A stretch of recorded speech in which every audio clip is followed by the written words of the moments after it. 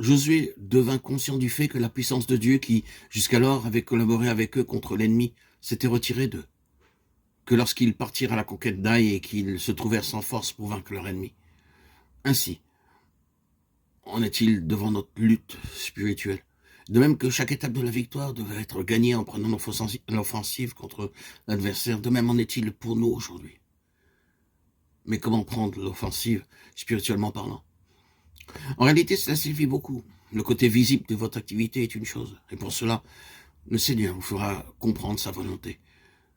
Mais une autre chose est, dans votre chambre, à la maison, de prendre en esprit une attitude d'opposition aux œuvres du diable et de dire « Seigneur, me confiant dans l'efficacité de ta victoire, je prends l'offensive en ton nom contre toutes les puissances des ténèbres qui accablent les missionnaires, se trouvant dans tous les continents du monde. Et je résiste avec eux au nom précieux et puissant de Jésus-Christ à tous ceux qui s'opposent à eux.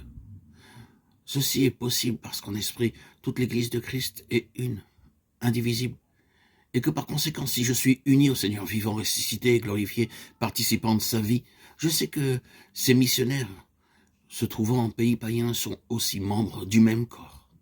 Or, si un membre souffre, dit Paul, tous souffrent. Il est nécessaire que nous réalisions mieux le fait de l'unité du corps de Christ, impliquant que nous sommes aussi rapprochés en Christ, des membres de ce corps, qui sont aux extrémités de la terre, que nous le sommes de ceux qui sont autour de nous. Pour pouvoir soutenir ce combat agressif en esprit contre les armées ténébreuses de Satan, il est indispensable de maintenir avec persistance la position qui est décrite dans Romains 6. Considérez-vous comme mort au monde dans tout ce qui dépend du Dieu de ce monde, mort aux convoitises de la chair afin qu'elle ne domine pas sur vous. Vous réaliserez alors que si vous marchez selon l'esprit, vous n'accomplirez pas les désirs de la chair.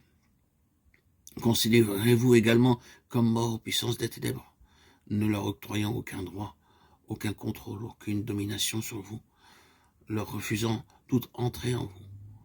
Car vous êtes en Jésus-Christ, caché en lui. C'est en cela que consiste votre position de combat, votre point d'appui pour une victoire continuelle. Si notre victoire dépendait de la mesure sur laquelle nous avons expérimenté la crucifixion, bien des enfants de Dieu devraient conclure que puisque leur expérience à ce sujet est encore très limitée, ils ne peuvent espérer pouvoir triompher de l'ennemi avant une période de temps indéterminée. Disons par exemple, avant l'année prochaine. Dans ce cas, c'est sur notre expérience personnelle et non sur l'œuvre accomplie de Christ que reposerait notre foi. Le gage de la victoire, ce n'est pas ce que Christ a fait en nous, mais ce qu'il a fait pour nous. À Golgotha. Il a porté l'ancienne création dans son corps sur le bois et notre vieil homme a été crucifié avec lui. Voilà ce qu'il a fait pour nous.